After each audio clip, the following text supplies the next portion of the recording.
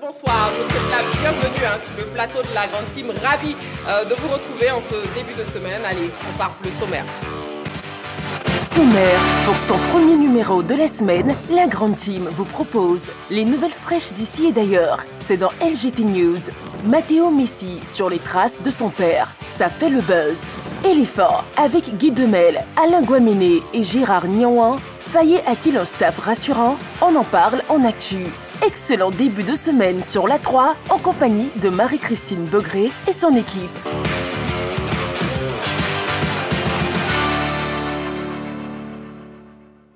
Voilà, ce soir, on parlera donc du staff technique des éléphants en actu avec la question LGT. Éléphant avec Guy Demel, Alain Guaméné et Gérard Niouan. Fayet a-t-il un staff rassurant? Pour participer à l'émission, vous pouvez donc nous appeler au 27 21 59 93 99. Et aussi, vous avez toujours la possibilité de nous écrire sur la page Facebook de la 3. Alors, pour les 90 minutes d'émission, je ne serai pas seule.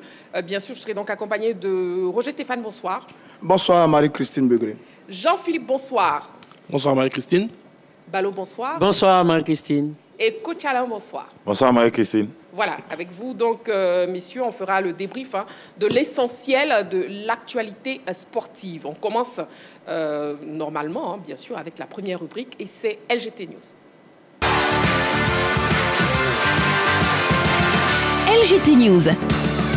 Du tennis pour démarrer les news de la semaine. Abidjan ITF Junior. Francky Ouamian, roi à domicile. La sérénité que Francky Ouamian affichait avant le début du tournoi ITF Junior s'est matérialisée par une belle victoire samedi dernier au centre d'entraînement Arthur H de Cocody.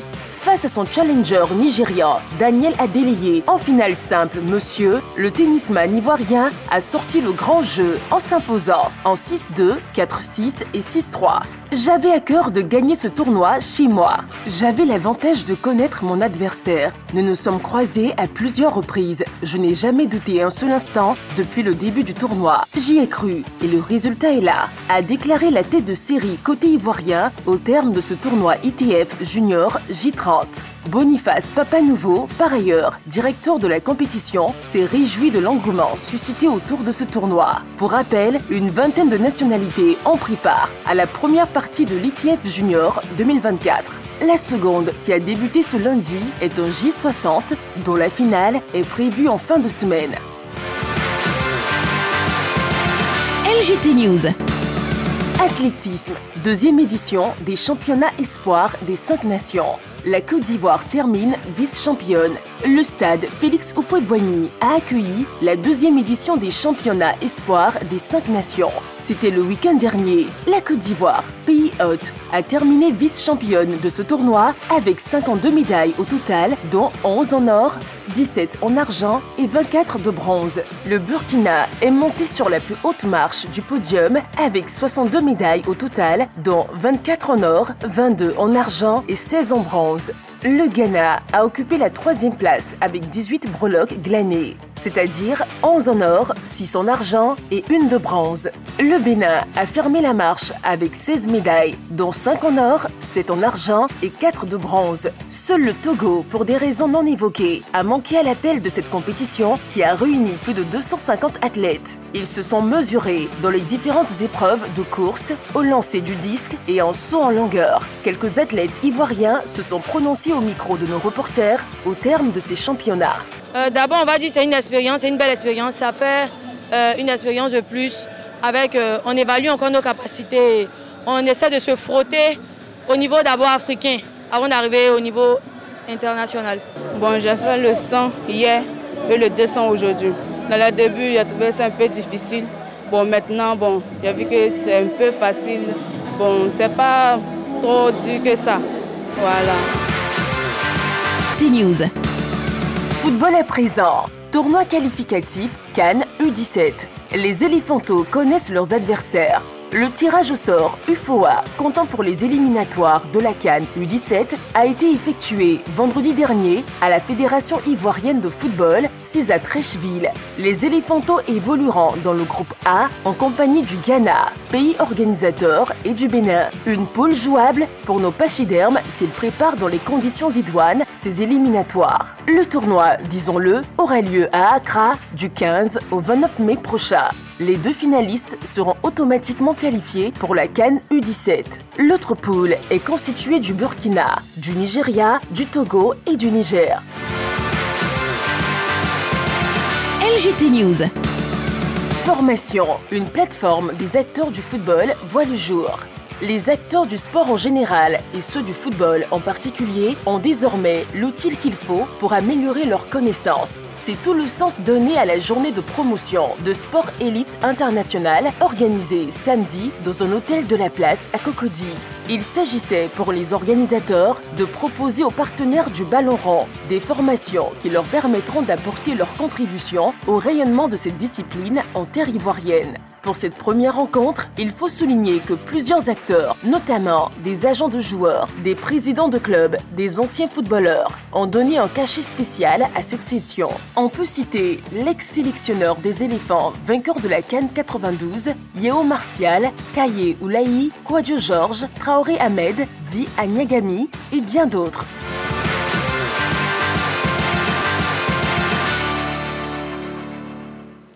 Allez, on part donc pour le débrief des news. On commence avec Roger Stéphane, tournoi qualificatif CAN U17. Oui, c'est bien le tournoi UFOA AB. Il faut savoir que la zone UFOA est divisée en 2 zones, la zone B et la zone A. Au total, on a 16 pays qui composent cette zone qui, malheureusement, à une certaine époque, était très puissante et qui, malheureusement, aujourd'hui, est un peu divisée. Donc, sur ce tournoi UFOA B, qui est qualificatif pour la CAN U17, qui doit donner la CAN U17, les éléphants sont logés dans le groupe, les éléphantos sont logés dans le groupe A en compagnie du Ghana, le pays organisateur, et du Bénin. C'est une poule à 3 parce qu'il y a 7 pays, donc il y a une poule à 4 et une poule à 3. C'est du 15 au 29 mai prochain. Alors, la U17, et sur ce que j'ai pu voir, on est absent de la CAN depuis de nombreuses années. Ça va faire depuis 2015 environ qu'on n'est pas présent à cette compétition.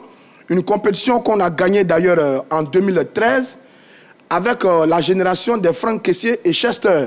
C'était un projet initié par l'ancien comité exécutif qui était fait pour préparer une certaine génération pour un peu plus tard aller faire des grandes compétitions comme la CAN et la Coupe du Monde. Donc, Kessié et Chester l'ont gagné en 2013 en tant que cadet. Et 10 ans plus tard, en 2024, les 2 encore gagnent la CAN des seniors. C'est très bien pour ces 2 garçons. Donc, on va retrouver le groupe des U17 qui vient de briller il n'y a pas longtemps au tournoi de Montaigu. Rappelez-vous nos super performances face à la France, face à l'Argentine, face à l'Arabie Saoudite en phase de poule, et puis un peu plus tard, face à l'équipe du Mexique et du Japon. Donc, on va retrouver ce superbe petit groupe conduit par Bassiriki, le sélectionneur des U17, et on a vraiment envie de voir quel sera le visage de ces garçons après être allés bien se comporter face aux autres U17 des autres continents, notamment ceux du continent européen, du continent sud-américain, du continent asiatique. On a fait une superbe campagne. Maintenant, on revient au plan local pour affronter des équipes de notre zone régionale qui est l'Afrique de l'Ouest, notamment face au Bénin et face à l'équipe du Ghana. Alors, pour ce tournoi, il faut savoir que ça va très, très vite. Hein. Les 2 finalistes sont qualifiés automatiquement pour aller disputer la CAN des U17. Dans la poule A, on a le Ghana, la Côte d'Ivoire et le Bénin. C'est une poule qui est jouable. Je pense que notre véritable adversaire pourrait être le Ghana, qui d'ailleurs organise le tournoi qualificatif à domicile. Et puis, dans la poule B, on a le Burkina Faso, le Nigeria, le Togo et le Niger. Donc, voilà, donc planter le décor pour cette compétition et on attend, on est vraiment impatient, on attend la date du 15 au 29 mai prochain pour voir quel va être le visage véritablement de nos garçons pour cette compétition avant d'aller, si possible, si on est qualifié évidemment, à cette CAN U17. Bon, on croise les doigts et on espère qu'on sera qualifié, hein, bien sûr, avec déjà notre équipe U17 qui nous a tous bien impressionnés, en tout cas. Oui, Jean-Philippe. Oui, et je pense que c'est un objectif fédéral, il faut le dire clairement. Quand ce bureau fédéral est arrivé, ils ont eu beaucoup de difficultés au niveau des sélections de jeunes. On n'a pas été qualifié à la moindre compétition. Il y avait la Coupe d'Afrique des Nations qui arrivait à grands pas, celle des A, il fallait la préparer. Il fallait également préparer les A' au niveau du Chan.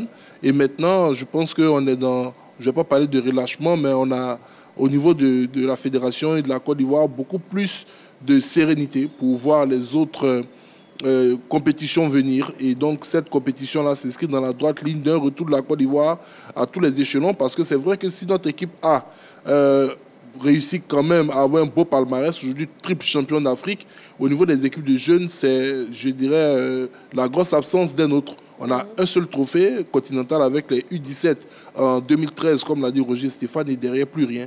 Pas de CAN junior. Je crois en 2021 aussi. Non, on était vice-champion en 2020, vice-champion en 2021 avec les U23, je crois.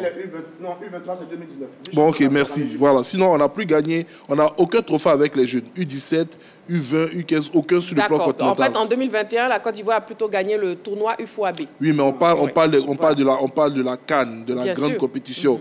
Voilà, le tournoi UFOAB, c'est un tournoi sous-régional qui a pour relan tout simplement des trophées locaux. On parle de la grande compétition. Donc, il faut essayer pour la Côte d'Ivoire d'être beaucoup plus présente à ces compétitions où on a un grand retard derrière des pays comme le Sénégal, comme le Nigeria, comme le Cameroun, comme le Mali, qui, eux, ont glané ces dernières années de nombreux trophées au niveau des compétitions jeunes. Donc, c'est un signe également de vitalité au niveau de notre formation. Et d'autant plus qu'on a bien réussi du côté tournoi du Montaigu. J'espère que sur cette compétition, on aura une facilité à se qualifier pour la prochaine CAN.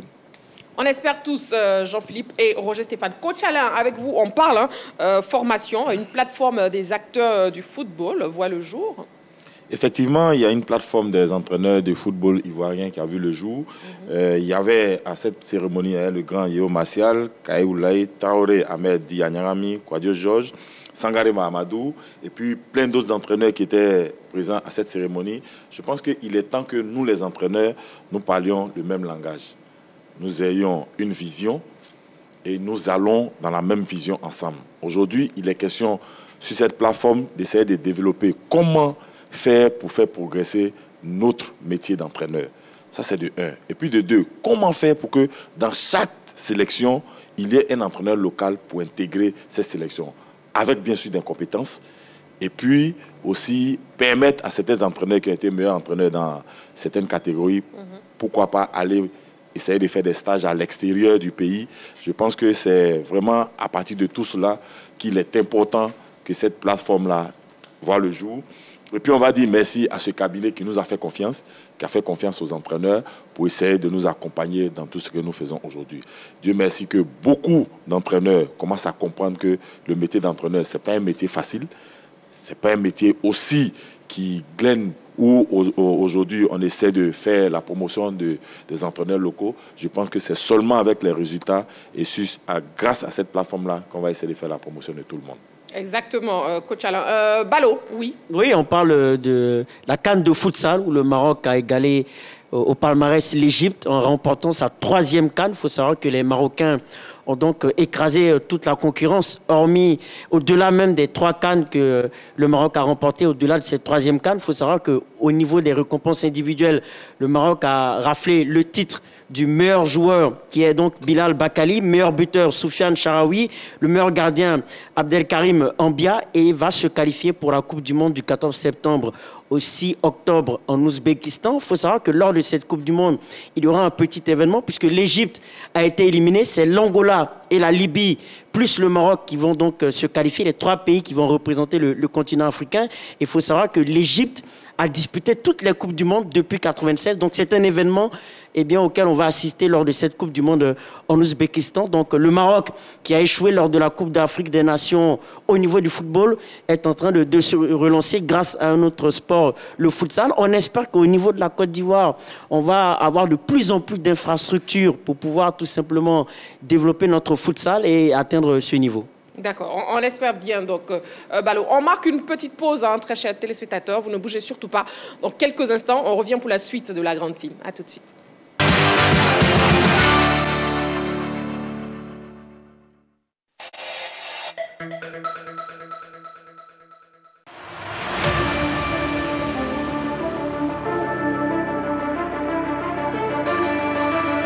Bienvenue dans le championnat où le suspense est à son comble. Le centre d'avant, la reprise, l'ouverture du score, la construction du jeu. Où la montée se joue jusqu'au bout de la saison. Un championnat où tout peut arriver. Oui, c'est ça le football. jamais renoncé. Chaque journée a sa vérité. Le suspense est à son comble.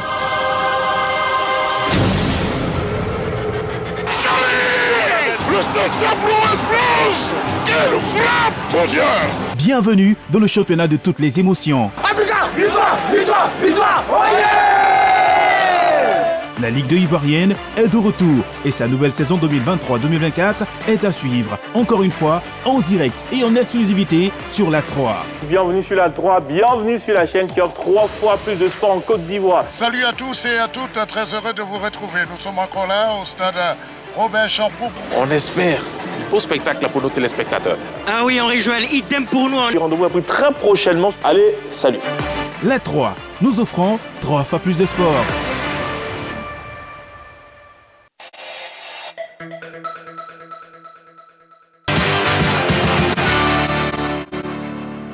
Voilà, nous sommes de retour sur le plateau de la Grande Team. Bien sûr, notre rendez-vous sportif quotidien. Nous sommes en direct sur la 3 jusqu'à 22 h et nous passons à ce qui crée le buzz. C'est dans sa buzz.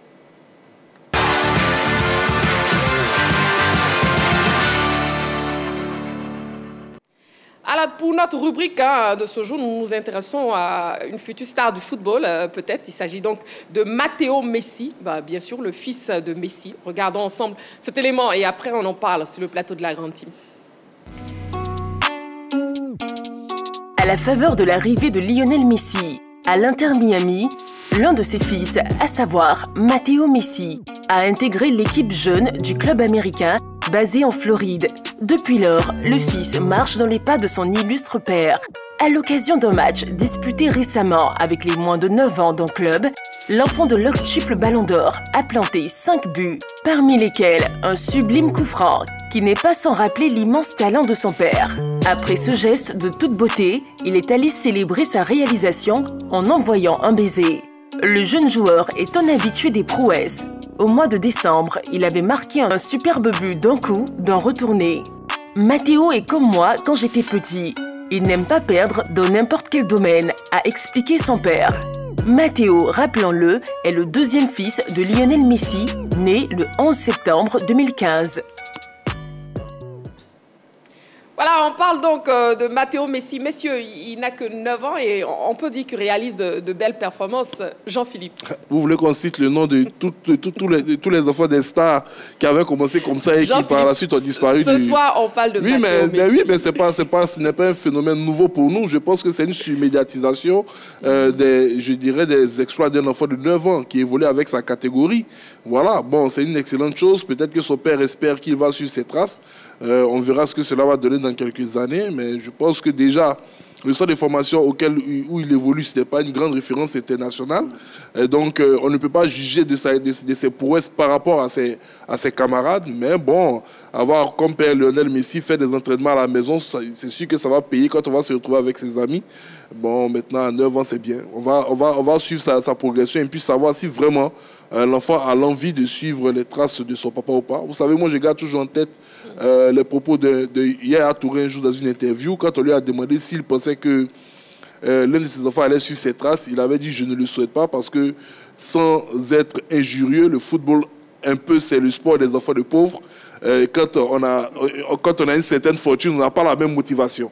Donc je pense que c'est pareil. Hein. Bon, on verra ce que cela va donner, comme je le disais. Mais c'est bien, c'est rafraîchissant en tout cas de voir l'enfant de Lionel Messi s'amuser avec ses camarades. S'amuser avec ses camarades. Oui, Roger Stéphane. J'ai comme une révélation. Ah bon? Oui, mais parce que quand on est le fils de Zinedine Zidane, on n'est pas Zinedine Zidane. Zinedine Zidane, il est né dans le quartier pauvre de Marseille. Donc quand il va jouer au football, voilà, ce n'est pas la même motivation que Enzo Zidane qui est né riche, avec un père riche. Et c'est un peu ce qu'a le fils de Lionel Messi. L'avantage qu'il a, c'est que d'abord, il est un très bon entraîneur qui s'appelle Lionel Messi. C'est naturel chez lui. Il a peut-être les gènes aussi de cet entraîneur formidable qui est Lionel Messi. Deuxièmement, il a un nom qu'on appelle Lionel Messi. Ce nom-là, quand vous êtes avec des amis, même si vous n'êtes pas extraordinaire, c'est un nom qui permet d'être au premier plan et à la lumière, quel que soit ce qu'on va dire. Donc bon. là, il n'est pas extraordinaire. Non, mais à 8 ans, allons doucement, doucement. On a connu quoi Enzo Zidane, tout le monde en parlait comme ça, je ne sais même pas qu'est-ce qu'il devient.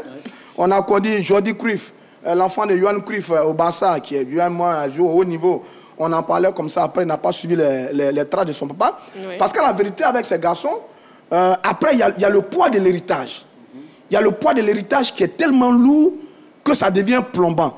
Aujourd'hui, quand vous cherchez les nouvelles de Isaac Drogba, vous n'en avez pas beaucoup. Quand vous cherchez les nouvelles de Etienne Eto'o, vous n'en avez pas beaucoup. Mais pourquoi?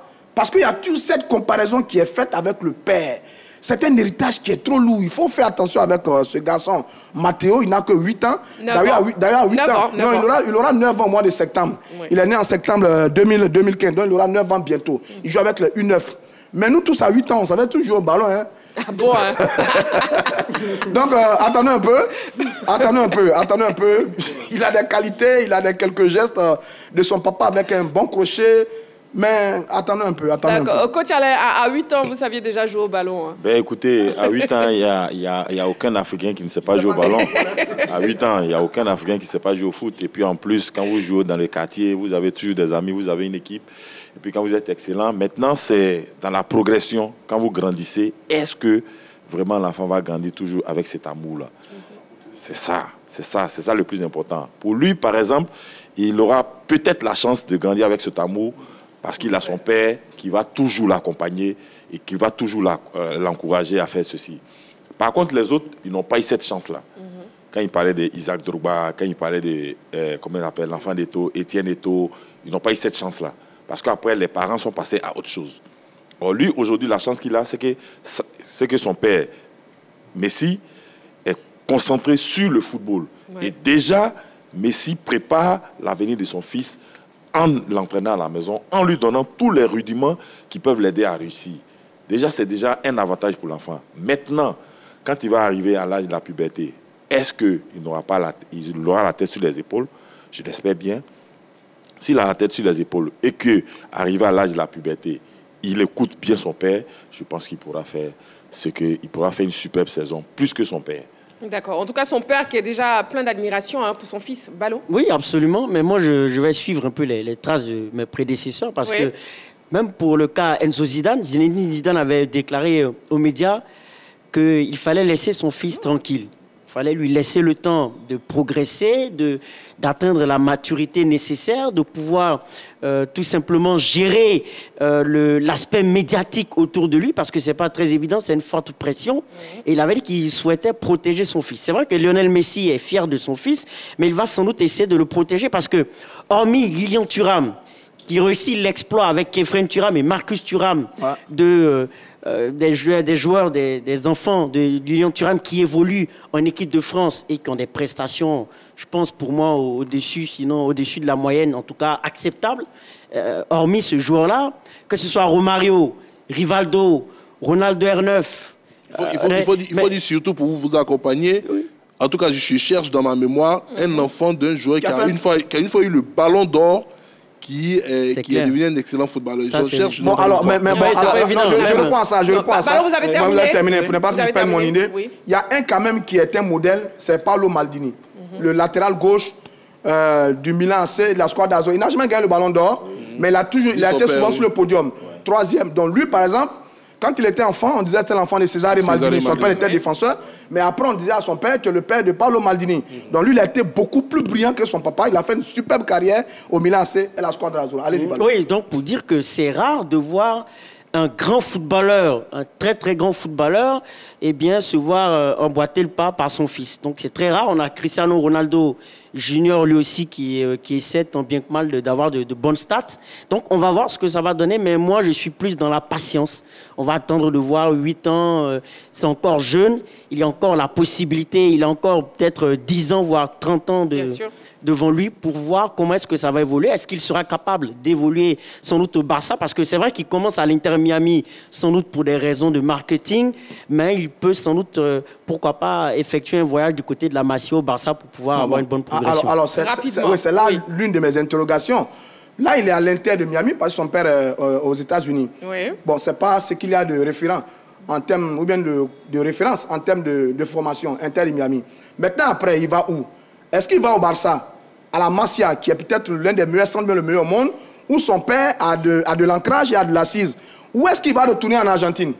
Est-ce que Messi, à sa retraite, va retourner en Argentine? Si oui, est-ce qu'il va partir avec son garçon? Donc, on va suivre de près pour voir le garçon. Vous l'avez dit, hein, comment il va évoluer après. On va suivre de près. Inter, Masia ou Argentine? Effectivement. On ne sait pas encore. Messieurs, moi, j'ai une toute dernière question pour vous. Déjà, Balo a évoqué le fils de Ronaldo, justement, Ronaldo Junior. Est-ce qu'on pourrait voir, on pourrait suivre la rivalité Messi-Ronaldo avec leur fils? Avec leur fils. Oh non, je pense que au moment où ces enfants-là, s'ils deviennent des footballeurs, hein, au moment où ils vont atteindre peut-être leur maturité, ce ne sera pas eux les têtes visibles de ce duel. Et puis bon, nous, on sera certainement vieux.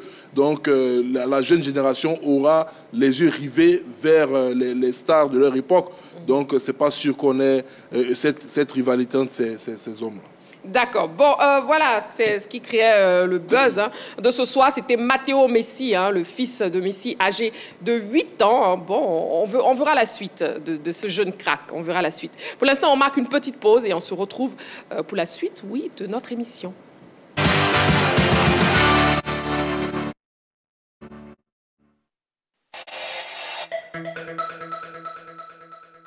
Restez avec nous sur la...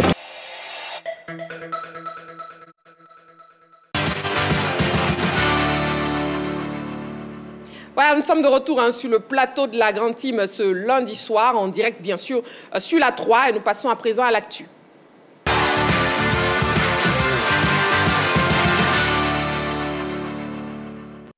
Alors d'abord, on ouvre le téléphone. Oui, le téléphone de la 3, le 27 21 59 93 99. 27 21 59 93 99. Pour participer bien sûr à l'émission avec la question LGT. Éléphant avec Guy Demel, Alain Guaméné et Gérard Niawa. Faye a-t-il un staff rassurant? Voilà. La FIFA a dévoilé la composition du staff technique des éléphants ce week-end. Autour du sélectionneur, on retrouve donc, on aura plusieurs anciens internationaux ivoiriens et techniciens étrangers. Ce staff est-il rassurant? Bon, on ouvre le débat. Mais après cet élément préparé par la rédaction. Le sélectionneur national Emers Faye a désormais son équipe au complet. La Fédération ivoirienne de football a officialisé la composition du staff technique des éléphants ce week-end. Ainsi, le sélectionneur national sera aidé dans sa tâche par 2 entraîneurs adjoints, un entraîneur des gardiens de but, un préparateur physique et un analyste vidéo. Déjà aux côtés d'Emers Faye, lors de la CAN 2023, Guy Demel et Alain Guaméné ont été reconduits de leurs fonctions en qualité d'adjoints. Tous deux anciens internationaux ivoiriens, ils ont l'avantage de connaître l'environnement et le fonctionnement de l'équipe nationale. Il en est de même de Gérard Niawa, qui a la charge des gardiens de but. Après sa carrière de joueur, il a choisi d'être entraîneur. Son parcours l'a amené à exercer dans le staff de l'équipe française du FC Sochaux. Il a également fait partie de l'encadrement des éléphants U23 lors de la CAN de la catégorie en 2019. Pour le poste de préparateur physique, Emers Faye a porté son choix sur le technicien marocain Samir Anba. C'est une personne qu'il connaît bien pour avoir collaboré avec elle dans le club de l'OGC Nice. Le technicien français Jérémy Antonio, choisi en qualité d'analyste, est également une connaissance du sélectionneur national. Les 2 hommes ont travaillé ensemble à Clermont Foot. Emers Faye sera donc entouré de personnes qu'il connaît bien et qu'il a lui-même choisies. L'objectif fixé à ce staff est non seulement de défendre le titre de champion d'Afrique lors de la prochaine CAN, mais aussi de conduire les éléphants à une 4e participation à la Coupe du Monde en 2026. Voilà, la question LGT donc de ce soir avec Guy Demel, Alain Guaméné et Gérard Niawa. Faye a-t-il un staff rassurant? Messieurs, à vos panonceaux, oui ou non? Oui pour Roger Stéphane, oui aussi pour Balo. Oui, je vous attends, messieurs. Jean-Philippe. Mais les autres ont répondu, donc on attend vos différentes réponses. Oui. Coach Alain, vous allez prendre un carton jaune. D'accord, oui. Oui pour Coach Alain. Jean-Philippe. Bon, écoutez. Le micro.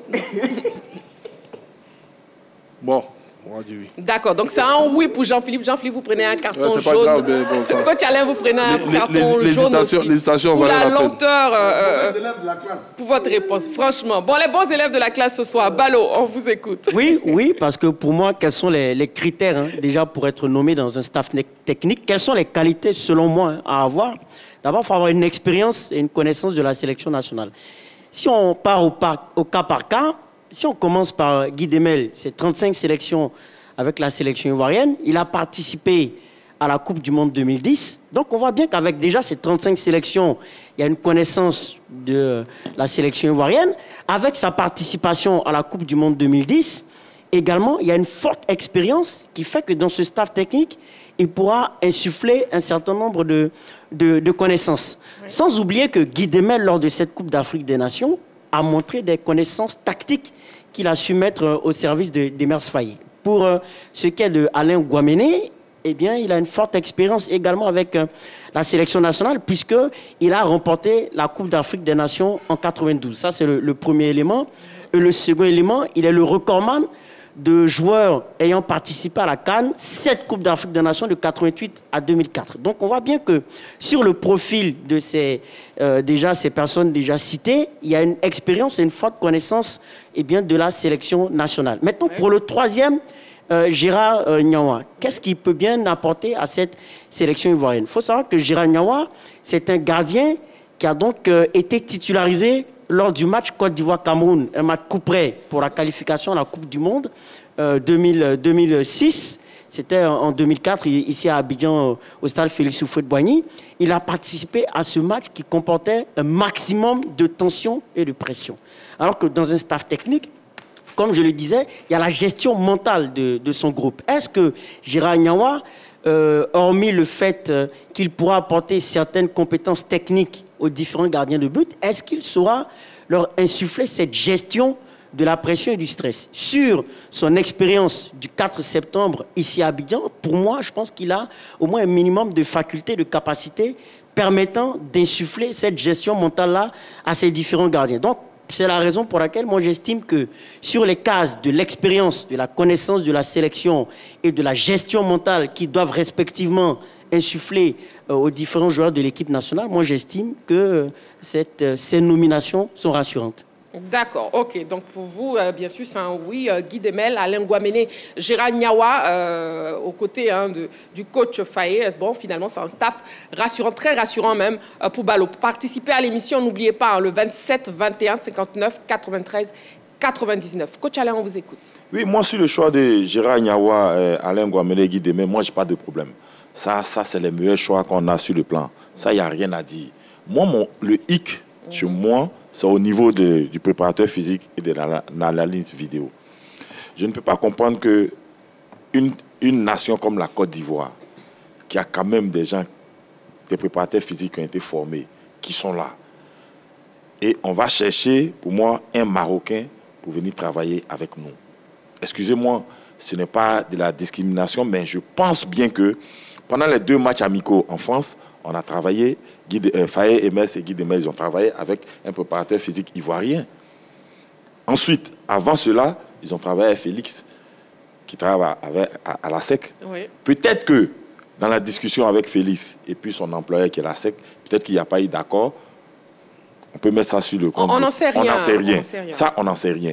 Mais au niveau de l'analyse vidéo, est-ce qu'on n'a pas d'Ivoiriens capables pour être analyse vidéo? Moi, je sais qu'au niveau de la préparation physique, on a Assoumou Jean-Marie, qui est un très bon préparateur physique. On a un jeune que je connais très bien, son nom va me revenir tout à l'heure, oui, qui est un très bon préparateur physique. Il y en a tellement qui font la préparation physique, qui sont allés se former, qui ont leur diplôme. Vous savez, Adon Ulrich, qui est un bon préparateur physique, qui allait faire sa formation au Maroc, qui est suivi même, en plus, par, comment il s'appelle, Assoumou Jean-Marie, qui est le mentor. Mais il y a aussi certains préparateurs physiques, il y a aussi des gens qui sont sortis de l'INGS qui font aussi de la préparation physique. Peut-être pour moi, ce qui amène Faé à choisir ces gens-là, peut-être que comme il a travaillé à Clermont-Fontaine, peut-être que c'est ce qui milite en leur faveur. Mais il oublie qu'il y a l'environnement ivoirien, il y a l'Ivoirien lui-même, il y a les supporters, et il y a ce que les Ivoiriens attendent d'eux. Parce qu'aujourd'hui, quand on récupère un joueur qui revient de blessure, le sélectionneur a un temps bien record pour récupérer ce joueur. Est-ce que ce Marocain sera capable de retaper notre joueur, sachant très bien qu'on va jouer la CAN au Maroc? D'accord. Coach Alain, j'aime bien la chute. Bon, Coach Alain, vous, en tout cas, vous aurez aimé un staff technique 100% ivoirien. 100% ivoirien. Oui. Parce qu'on a la capacité et on a les hommes. D'accord, ok, c'est bien noté. Avec Guy Demel, Alain Guaméné et Gérard Niawa, Faye a-t-il un staff rassurant? Roger Stéphane. Oui, pour moi, le staff est rassurant, même si je partage quelques éléments de l'analyse de coach Alain Yonsois. Mais je trouve que ce staff est assez rassurant quand même. Alain Guaméné, d'abord, lui-même aurait pu être sélectionneur des A.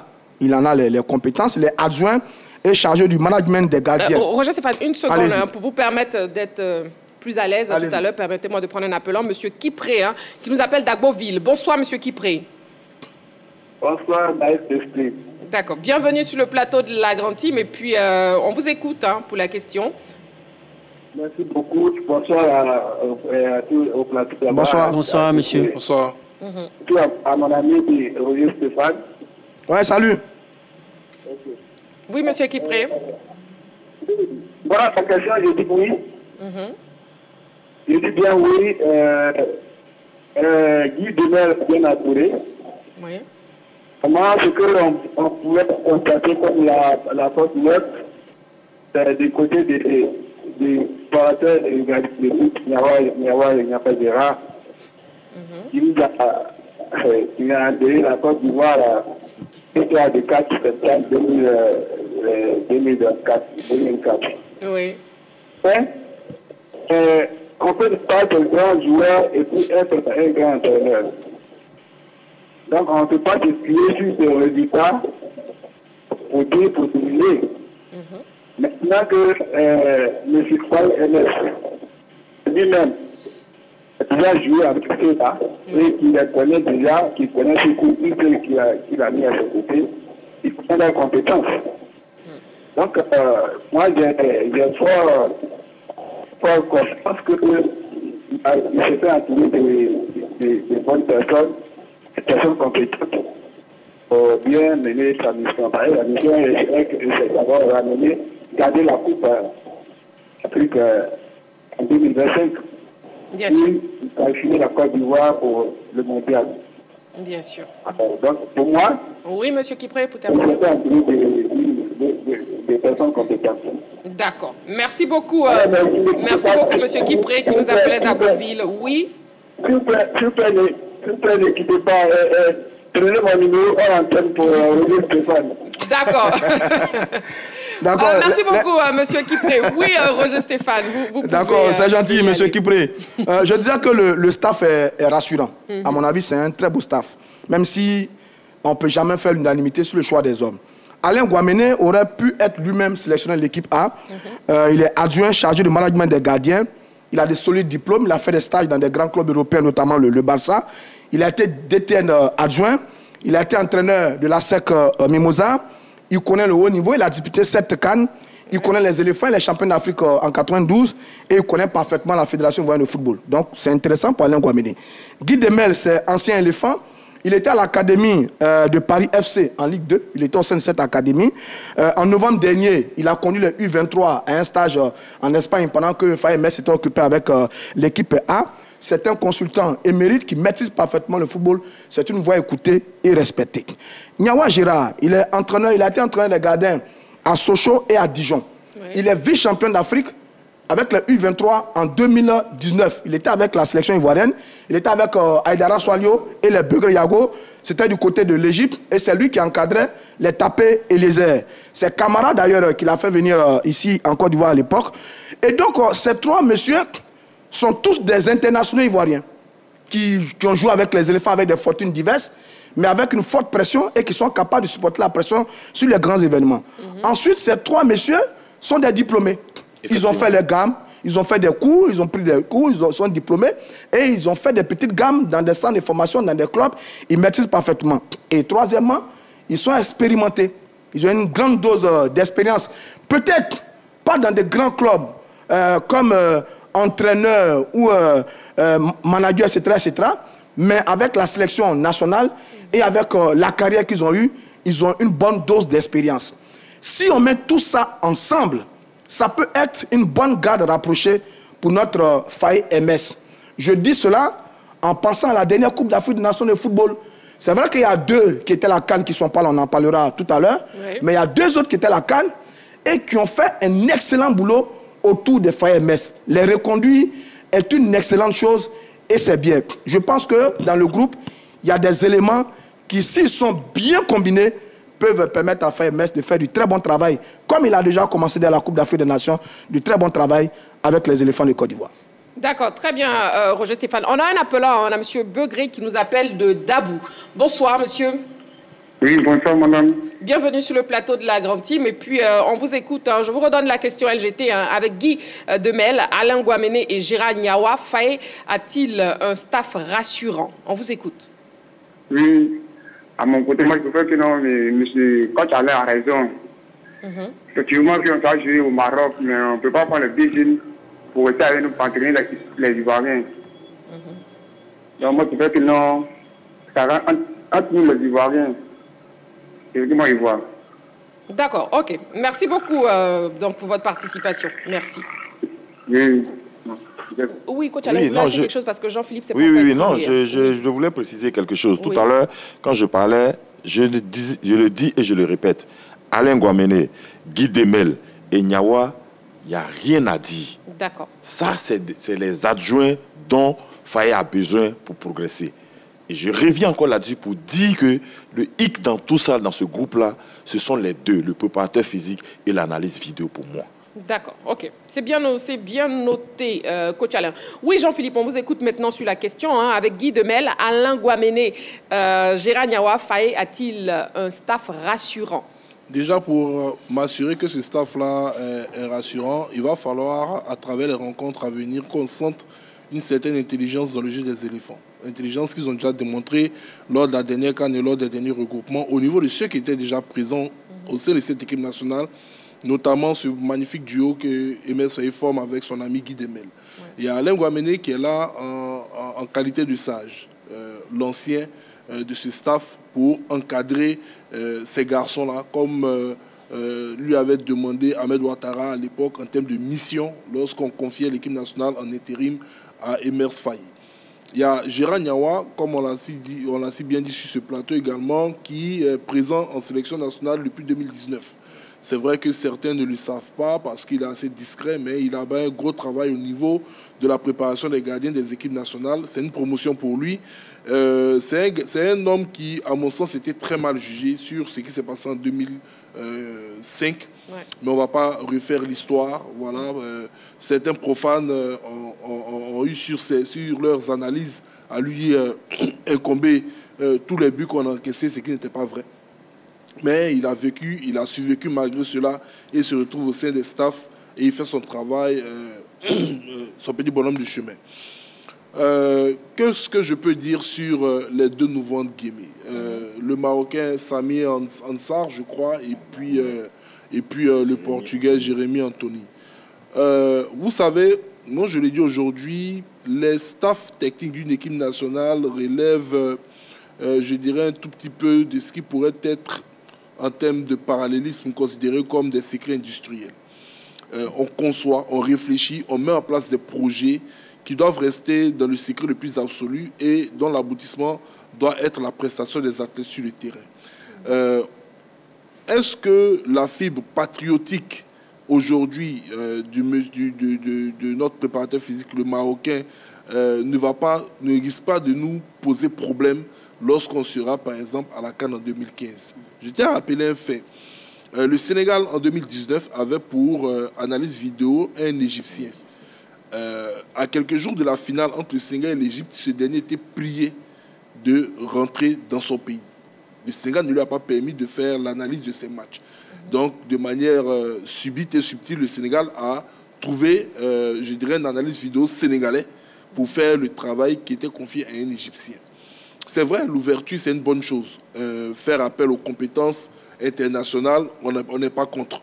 Mais, on le dit, au niveau des sélections nationales, si, sur le plan local, si, même sur le plan international, on a des nationaux qui ont la même qualité, la même capacité, moi je dis, quelle que soit la confiance qu'un sélectionneur peut avoir vis-à-vis de son ami, parce qu'il faut le dire clairement, Samy, c'est l'ami de Emel Faye. Professionnellement, on doit choisir l'Ivoirien. Ça, je le dis clairement. Ça n'a rien à voir avec les qualités du garçon. Moi, je sais que les qualités, on en trouve partout. Ça, parce que Samy est issu de l'OGC Nice, que peut-être n'a pas, je dirais, les capacités nécessaires pour faire le travail, tout comme l'analyse vidéo du Real ou bien du FC Barcelone. Non, non, non. Il doit être sûrement compétent, mais je trouve que le problème, il est ailleurs. Il est dans la nécessité pour nous aujourd'hui, dans le développement de notre équipe nationale, dans nos objectifs, de faire en sorte que le staff technique des éléphants soit moins ouvert aux compétences internationales. On s'est battu ici pendant la CAN et après la CAN pour que le staff technique de l'équipe nationale de Côte d'Ivoire revienne à des Ivoiriens. Bien sûr. Ce rôle que Samy aujourd'hui vient prendre était attribué à un Ivoirien qui a fait un formidable travail pendant la Coupe d'Afrique des Nations. Aujourd'hui, on décide de se passer de lui. Quelles sont les raisons? Nous n'en savons pas. Peut-être que lors du prochain regroupement des éléphants avec l'arrivée de Faye, on va lui poser la question pour essayer d'en savoir plus. Mais, je le dis et je le répète, si on a la possibilité de confier ces missions à des Ivoiriens qui ont certainement la compétence, il ne faut pas s'en priver. Maintenant, Faye a fait son staff technique. Il y a une majorité d'internationaux ivoiriens, pour ne pas revenir sur les propos de mes prédécesseurs. On va lui faire confiance. Et on espère vraiment qu'il va pouvoir atteindre tous ses objectifs. C'est le souhait de tout bon Ivoirien. On veut retrouver la Coupe du Monde. On veut faire le back-to-back en Coupe d'Afrique des Nations. Si on le réussit avec Samir Ansa et notre ami portugais, ben, je serai le premier à aller leur faire l'accolade en estimant que leur positionner a apporté leurs fruits. Mais dans le cas contraire, d'accord, très bien, Jean-Philippe. On vous a bien compris. En tout cas, vous rejoignez littéralement. Coach Alain, on a un appelant. On a M. Samassi qui nous appelle d'Adjamé. Bonsoir, M. Samassi. Bonsoir, madame. Bienvenue sur le plateau de la Grande Team. Et puis, on vous écoute avec Guy Demel. Alain Guaméné et Gérard Niawa. Faye a-t-il un staff rassurant? Oui, avant de répondre à la question, bonsoir au plateau, à tout le monde. Bonsoir, monsieur. Ok. Maintenant, ma réponse par rapport à la question, pour moi, le staff est vraiment très rassurant. Parce que je me rappelle, avec un interview sur votre plateau, il avait déjà dit qu'il aimerait travailler avec des gens avec qui il a déjà travaillé. Bien sûr. Et pour moi aussi, c'est une très bonne idée de travailler avec des gens que tu connais déjà et que tu connais leur potentiel. Donc, pour moi, le staff est très rassurant et il faut lui donner la chance d'avancer. D'accord. OK. Merci beaucoup, en tout cas, pour votre participation, hein, M. Samassi. Merci beaucoup. Okay, merci. Messieurs, je vous invite, avant de poursuivre, je vous invite à voir les fiches justement des différents collaborateurs de Faye. On regarde. Les fiches qui vont s'afficher. Oui, donc au niveau des fiches, on a M. Jérémy Antonio, qui est âgé de 29 ans, qui est de nationalité française, diplômé, en ce qui concerne ses diplômes, il a un brevet d'entraîneur de football délivré par la Fédération française de football. Par rapport à son parcours, analyste vidéo de Clermont Foot en 2020. Et ensuite, il faut savoir que pour les autres membres du staff, il faut savoir que Samir Amba a 34 ans, il est de nationalité marocaine. Lui aussi a un brevet d'entraîneur de football délivré par la Fédération française de football. Son parcours, en 2012, il a été préparateur physique de l'OGC Nice. En 2023, préparateur physique de la sélection U17 du Maroc.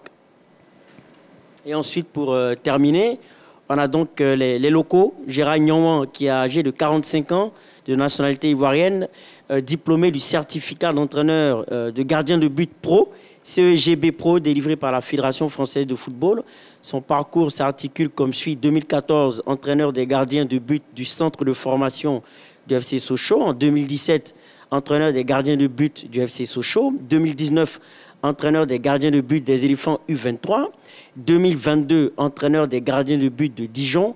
Et 2023, entraîneur des gardiens de but du FC Sochaux. Donc on voit bien qu'il a été à 2 reprises entraîneur des gardiens du FC Sochaux.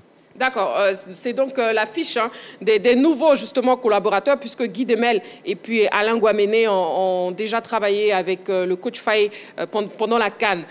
Justement, il n'est pas portugais, il est plutôt français. Ben oui, c'est qu'on voit là, il est français. Peut-être qu'il est portugais de naissance et puis français de nationalité, peut-être. Mais je pense que le brevet qu'il a, je pense qu'il y a beaucoup d'Ivoiriens qui ont ce même brevet. Peut-être qu'ils ont eu le brevet soit au Maroc ou bien dans un autre pays. Mais je pense que il lui a fallu pour moi que Faye Mess essaie quand même de voir. Peut-être que l'intervenant a dit tout à l'heure, il veut travailler avec des gens à qui il a confiance. Bien sûr. D'accord, on est d'accord là-dessus. Mais je pense qu'il avait confiance quand même à Félix, qui a fait un très bon boulot. Maintenant, peut-être qu'il y a des non-dits pour ne pas qu'on reconduise aujourd'hui Félix. Et comme l'a dit l'autre, le jour de la conférence de presse, il va nous expliquer pourquoi est-ce que Félix, il n'a pas gardé Félix dans son staff.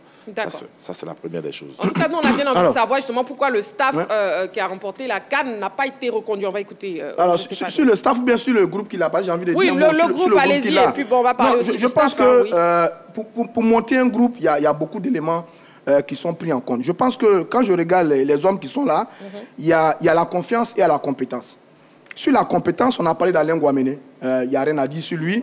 On a parlé de Guy Demel, qui a monté de très belles choses, et Agnawa, qui a du potentiel qui arrive. Donc, sur la compétence, il y a ça.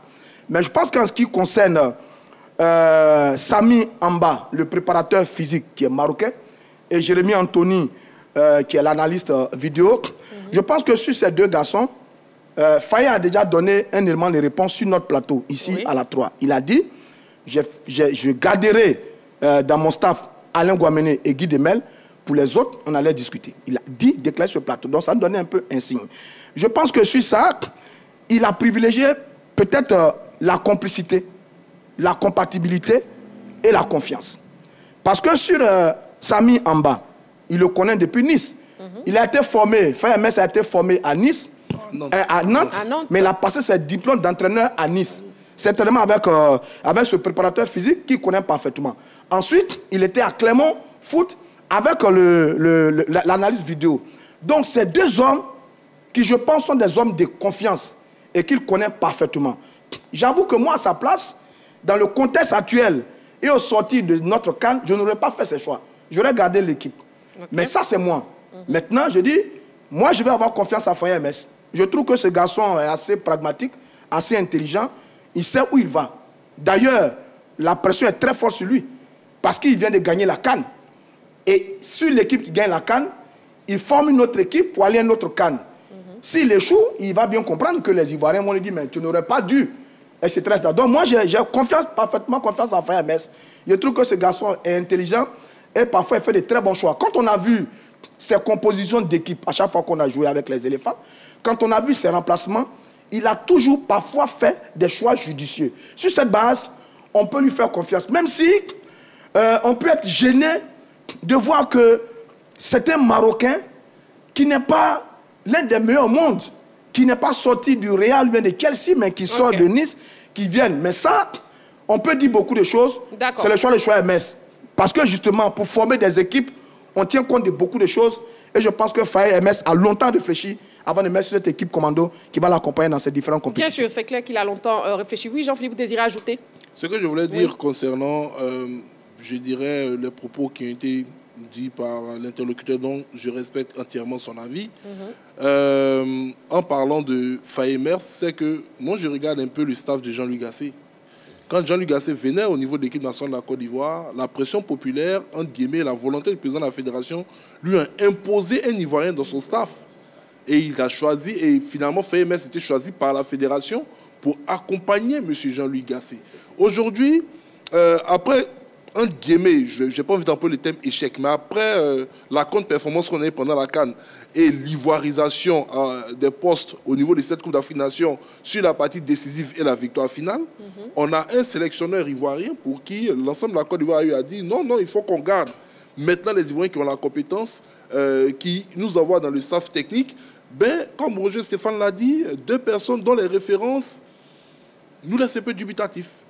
Voilà, donc c'est ce qui me gêne en fait dans cette affaire. On avait réussi pour une fois un pari fou qui avait payé. Des cadres ivoiriens dans une sélection nationale qui ont récupéré une équipe qui était agonisante, qui sont allés remporter la Coupe d'Afrique. On sort de cette CAN et on nous dit, bon, je travaille les gens en qui j'ai confiance, donc je vais parler avec les autres, je vais garder. Donc ça laisse en fait une parenthèse assez douteuse au niveau de peut-être de certaines choses qui ont été masqué pendant la Coupe d'Afrique des Nations et que je trouve aujourd'hui bizarre quand je vois que ces messieurs qui sont donnés corps et âme pour la réussite de cette mission-là ont été écartés. Oui, mais quand même, justement, on va écouter Balo, si vous permettez, s'il vous plaît.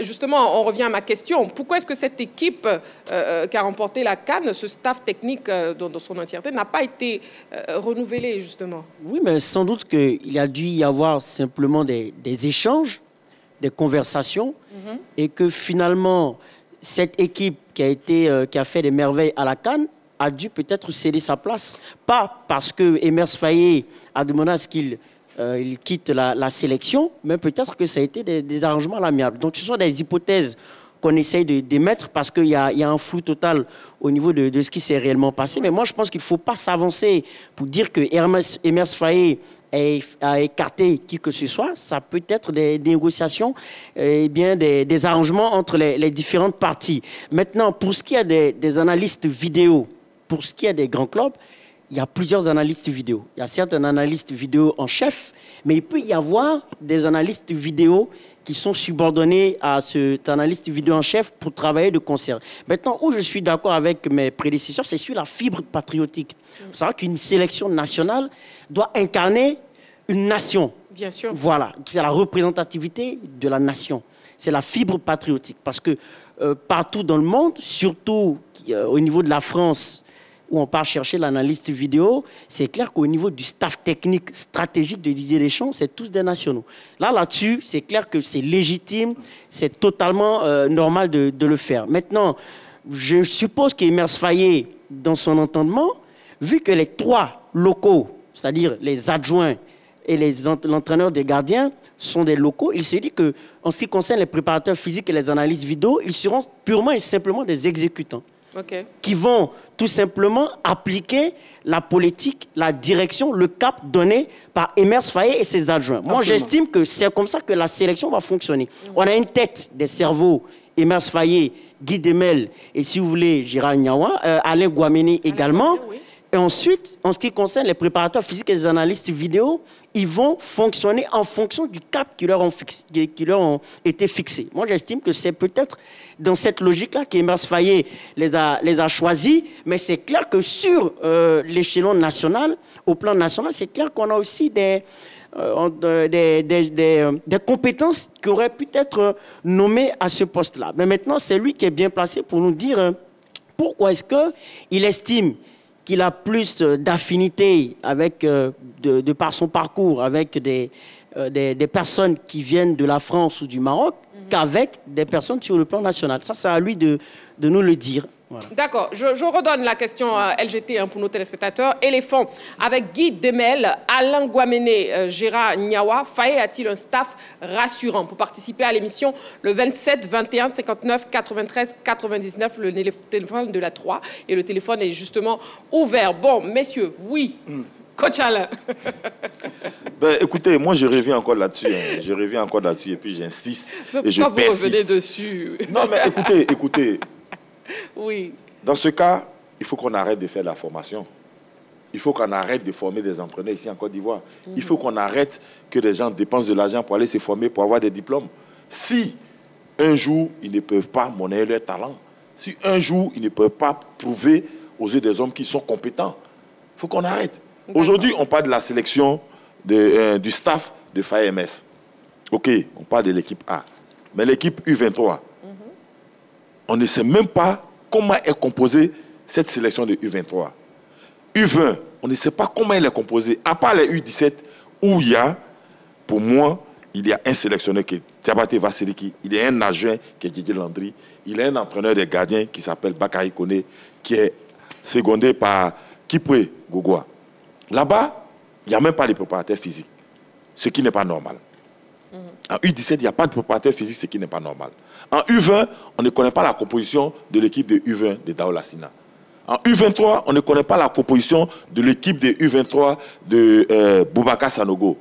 Au Tchad, on ne connaît pas la composition de Aïdara Choualio, qui est le sélectionneur. On connaît le nom de son préparateur de gardien. Et après, le reste, on ne connaît pas.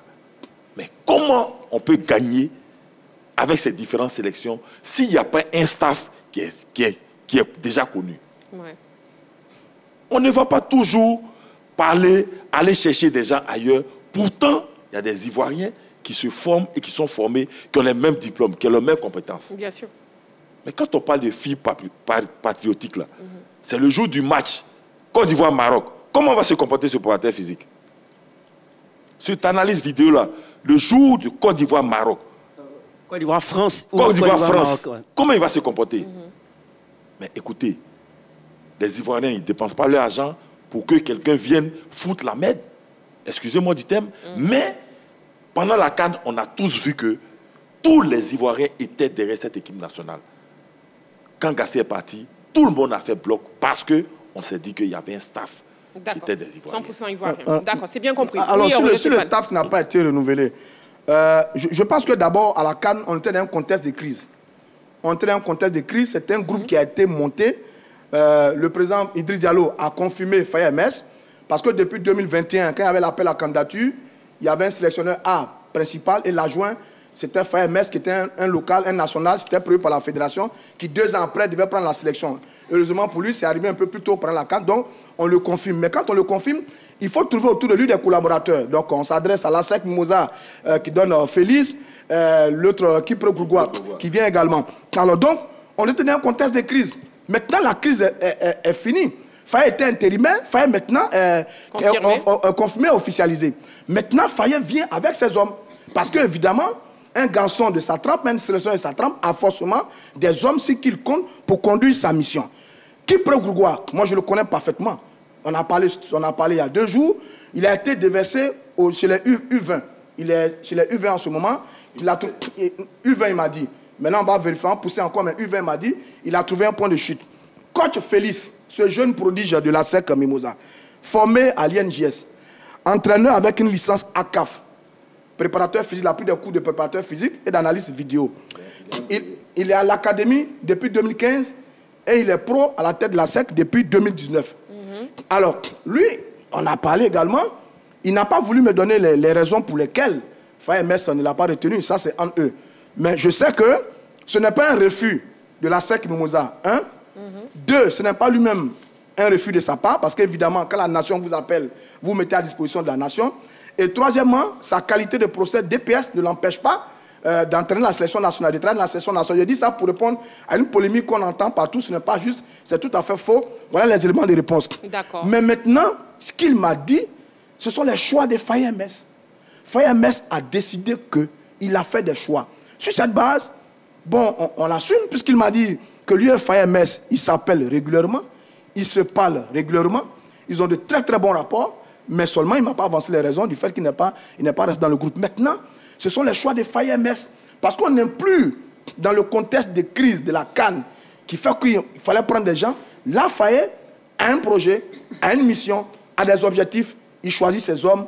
On dit Faye, ok, on prend note de ce que parmi vos hommes, il y a des gens qui nous dérangent, mais comme c'est vous qui avez été nommé, qui avez en charge de la mission, on vous fait confiance, on va vous accompagner, mais enfin bref, pour me résumer, c'est le choix de Faye MS et un sélectionneur, il fait toujours ses choix. C'est un peu dommage, mais c'est les choix de Faye MS. Voilà, c'est les choix donc du sélectionneur Faye MS. La question LGT, avec Guy Demel, Alain Guaméné et Gérard Niawa, Faye a-t-il un staff rassurant?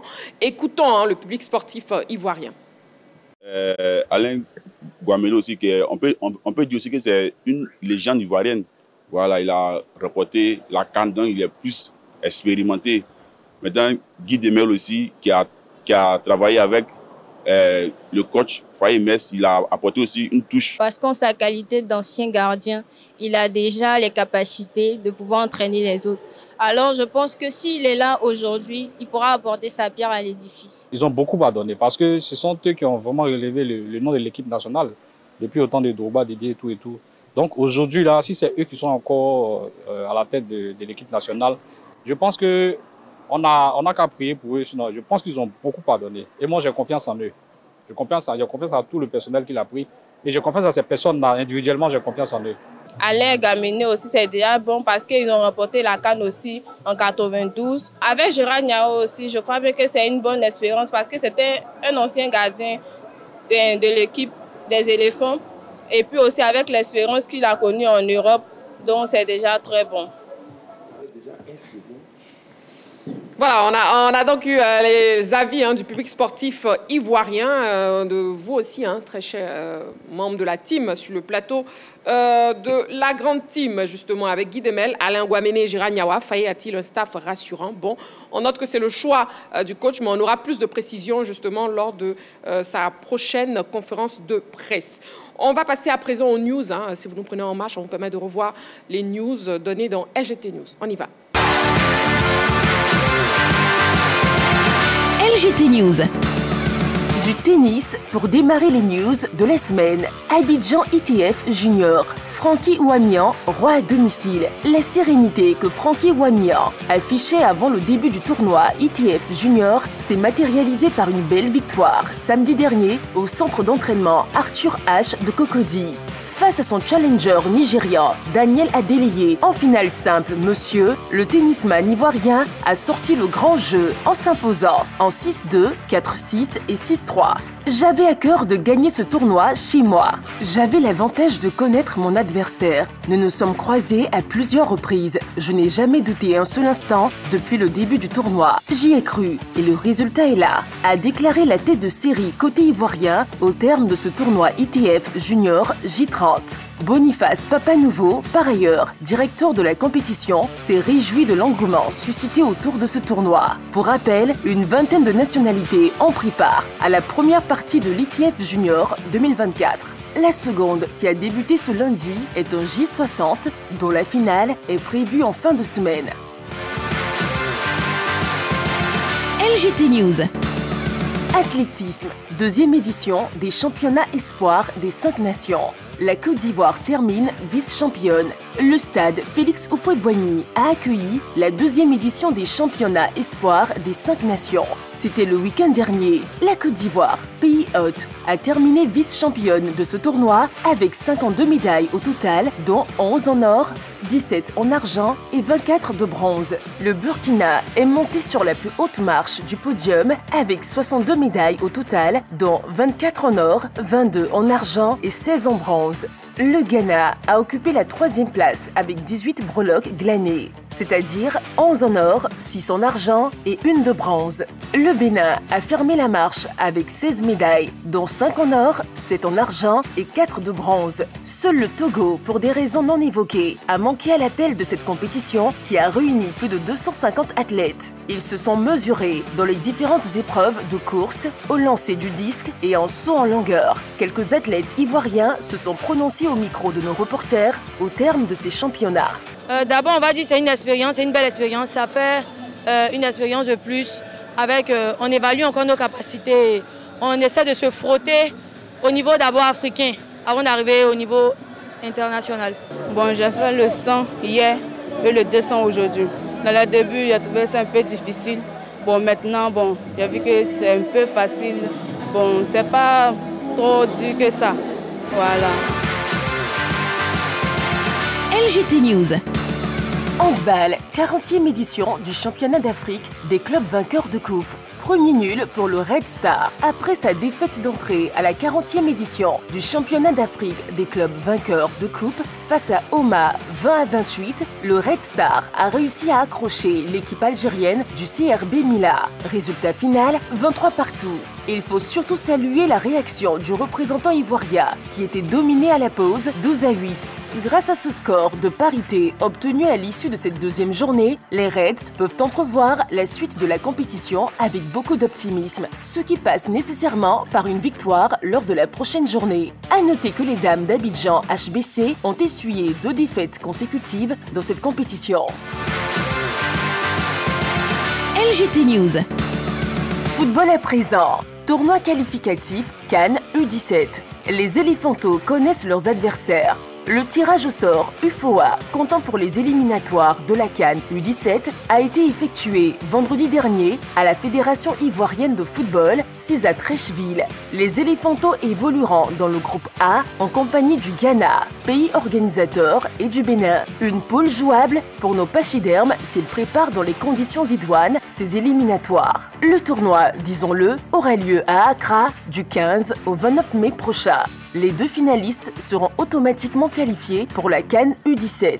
L'autre poule est constituée du Burkina, du Nigeria, du Togo et du Niger. LGT News. Formation, une plateforme des acteurs du football voit le jour. Les acteurs du sport en général et ceux du football en particulier ont désormais l'outil qu'il faut pour améliorer leurs connaissances. C'est tout le sens donné à la journée de promotion de Sport Élite International organisée samedi dans un hôtel de la Place à Cocody. Il s'agissait pour les organisateurs de proposer aux partenaires du ballon rond des formations qui leur permettront d'apporter leur contribution au rayonnement de cette discipline en terre ivoirienne. Pour cette première rencontre, il faut souligner que plusieurs acteurs, notamment des agents de joueurs, des présidents de clubs, des anciens footballeurs, ont donné un cachet spécial à cette session. On peut citer l'ex-sélectionneur des éléphants, vainqueur de la CAN 92, Yeo Martial, Kaye Oulaï, Kouadio Georges, Traoré Ahmed, dit Agnagami et bien d'autres. LGT News. CAN Futsal 2024. Le Maroc remporte son 3e sacre consécutif. Opposé en finale à l'Angola qui l'a battu 5-1 au terme de l'édition 2024 de la CAN Futsal à domicile, le Maroc s'est offert son 3e titre continental consécutif. Cette 3e consécration intervient après celle de 2016 et 2020. Grâce à cette performance, les Marocains égalent le record des Égyptiens en portant leur total à 3 CAN remportées dans cette discipline. La sélection marocaine a raflé tous les prix individuels et se projette désormais vers la Coupe du Monde de futsal prévue du 14 septembre au 6 octobre en Ouzbékistan.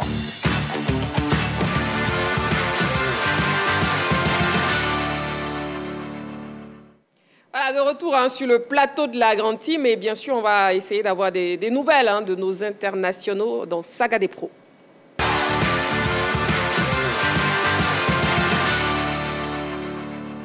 Nos internationaux étaient au front pour la plupart avec leurs clubs respectifs. Regardons cette vidéo et après on en parle sur le plateau.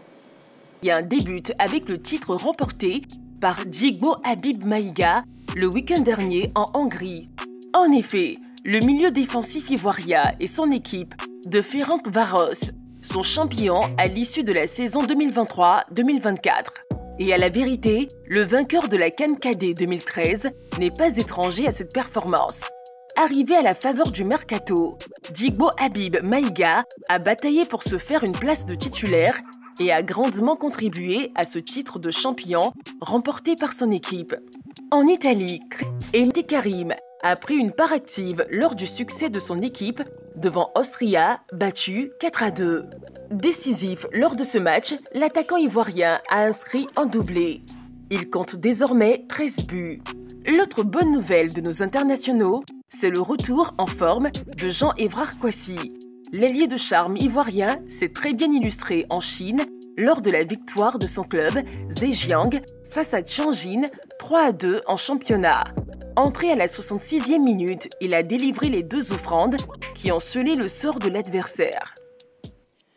Bon, messieurs, dans l'ensemble, de bonnes nouvelles quand même de nos internationaux. Ballot? Oui, de très très bonnes nouvelles, surtout pour Jean-Évrard Kouassi qui a manqué la Coupe d'Afrique des Nations pour cause de blessures et qui est en train de revenir petit à petit à la compétition. Ce n'est pas très évident après une blessure de retrouver de la performance. Ouais. Donc le fait de le voir marquer nous emmène à conclure que finalement c'est bon, il est sur une bonne pente en ce moment et c'est très très rassurant en tout cas. En tout cas, Jean-Évrard Kouassi, auteur de 2 passes décisives avec son club. Oui, Jean-Philippe. Mais écoutez, moi je vais plutôt saluer la performance de Karim Konaté. C'est vrai que sur ses dernières sorties au niveau de l'équipe nationale, il était un peu titillé en espérant qu'il puisse trouver l'efficacité légendaire qui le caractérise. Et pour l'instant, dans son club, il réalise une magnifique saison. Je le disais en off, j'espère qu'avec cette performance qu'il a réalisée au sein de l'équipe de Salzbourg, il va se faire remarquer par un club dans un très bon championnat. Pourquoi pas, puisque généralement les Allemands recrutent énormément en Autriche. Sauter le cap, se retrouver dans un championnat comme celui de la Bundesliga allemande et puis continuer de progresser parce que c'est un garçon qui, très tôt ici, a montré que c'était un renard de surface. Pour l'instant, avec son style de jeu, il n'arrive pas à trouver, je dirais, sa place en sélection. Mais c'est bien de le voir continuer à marquer. Il va gagner en confiance. Et puis, juin n'est pas loin. Les saisons sont en train de se terminer du côté de l'Europe. Et on a toujours besoin de retrouver nos joueurs, surtout les offensifs, au mieux de leur forme. Konaté Karim qui marquait son 13e but. Voilà, hein. ils ont trouvé leur place en sélection. Mais ils n'ont pas encore réussi à s'imposer. C'est ça qui est vraiment embêtant. Et quand je dis eux, je parle de Kwame Christian, 29 matchs, 2 buts, 1 passe décisive. Et de Konaté Karim qui a plus de 30 matchs, 13 buts et 6 passes. Toutes compétitions confondues, évidemment. Alors, ces deux garçons sont des avant-centres qui, depuis Baumel, pour l'ancien, ces deux garçons que j'aime bien, qui sont exemplaires, qui sont courageux, qui sont battants, qui sont pétés de qualité, mais qui, avec les éléphants, ne franchissent pas un cap. Bon, l'apprentissage continue pour eux, le travail continue pour eux. J'espère que sur les années à venir, ils vont véritablement marquer les esprits avec les éléphants de Côte d'Ivoire. C'est ce qu'il leur reste, hein, parce qu'ils sont bien en club, ils vont une bonne petite carrière qui évolue. Konaté Karim espère qu'il va quitter Salzbourg pour atterrir dans un club d'un autre niveau, au niveau du continent européen, pour monter encore en puissance. Ce serait très bien, mais vraiment, on attend encore d'eux au niveau de la sélection. D'accord. Pour l'instant, il brille en club, hein, avec justement Konaté Karim avec son 13e but en club, et puis aussi Christian Kwame qui a inscrit son 2e but en championnat. Oui, coach Alain. Moi, je suis heureux pour un jeune garçon, Dibo Habib Maïga, champion d'Afrique. U17 en 2013 avec Franck Kessié qui a manqué la CAN parce qu'il n'avait pas assez de temps de jeu. Aujourd'hui, je suis heureux pour lui de retrouver un championnat où il essaie de briller. Surtout son club vient d'être champion de Côte d'Ivoire. Et puis, champion, excusez-moi. Champion en Hongrie. Champion en Hongrie. Oui. Je suis heureux pour lui. Peut-être que toutes les blessures vont le lâcher maintenant. Il va jouer tranquillement. Et puis, on espère qu'un jour, il retrouvera le milieu de terrain des éléphants. Et puis après, derrière, il y a Crespo qui revient des blessures aussi, qui est en train qui a commencé à jouer le championnat. Également Agbado qui monte un peu en puissance. Je pense que moi, ma satisfaction, c'est Maïga et puis Crespo. D'accord, surtout Maïga parce que je l'ai eu en sélection. Oui. Il a été champion d'Afrique avec Franck Kessié. Aujourd'hui, il retrouve ses qualités. J'espère que bientôt, il va faire partie de la liste des FAMS. Bon, déjà, regardons les statistiques de Maïga avant de poursuivre, s'il vous plaît, messieurs. Oui, donc les statistiques de Maïga se présentent comme suit. Nom et prénom, Dibo Habib Maïga, âgé de 28 ans, milieu défensif, 12 matchs disputés en championnat, 4 matchs en coupe, une passe décisive, 1 but, 1 carton jaune, 0 carton rouge. Oui, Maïga, son profil qui pourrait intéresser Faye. Roger Stéphane. Bon, Faye MS va décider. Faye MS, il observe tous ces garçons et il va faire des choix. Mais les garçons de la catégorie des Habib, parfois je suis un peu dubitatif sur ces garçons-là. Il y a le groupe, il y a Habib, il y a Bayo, il y a Fofana Datro. Là, il y a eu un moment où on a parlé notamment de Chester. Il est arrivé en sélection, il n'a pas joué la CAN. Je l'ai vu contre le Bénin. Ce n'était pas extraordinaire non plus parce que la sélection, c'est autre chose. La sélection, c'est un autre environnement, la concurrence, etc. Il faut avoir une certaine force mentale, etc. Donc, ces garçons, j'avoue que j'attends de voir encore. Parce qu'Habib, il évolue en Hongrie. Oui. Bon, j'ai du respect pour le championnat hongrois. Mais j'attends encore de ces garçons. Bayo, Datro, Habib, tout cela, on en parle. On dit beaucoup de choses. Mais après, quand ils viennent en sélection... c'est pas... D'accord. J'attends encore. Ok, et pour terminer, Ballon. Moi, je m'intéresse toujours au profil, à la valeur ajoutée. Dibo Habib Maïga, pour les matchs que j'ai vus avec l'équipe nationale, c'est quelqu'un qui est généreux dans l'effort. On en a besoin. Il manque un milieu défensif véritable. Et lui, il peut apporter ce profil de gros travailleur en termes de poste de milieu défensif. Bon, pour moi, oui, je pense que son profil peut être intéressant. Peut-être intéressant. Très bien dit, Ballot.